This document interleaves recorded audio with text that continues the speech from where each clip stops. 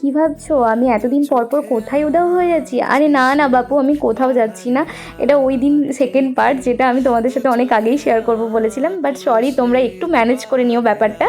আর এখানে দেখো ভিডিওতে অলরেডি আমরা কেক মাখামাখি শুরু করে দিয়েছি। আর দাদা ভাইয়ের গাল দেখে তোমরা বুঝতেই পারছো যে আমরা কতটা কেক মাখামাখি করেছিলাম। আচ্ছা, এর মাঝে জলদি করে বলো তো যে তোমাদের এই ডেকোরেশনটা কেমন লেগেছে ওভারঅল।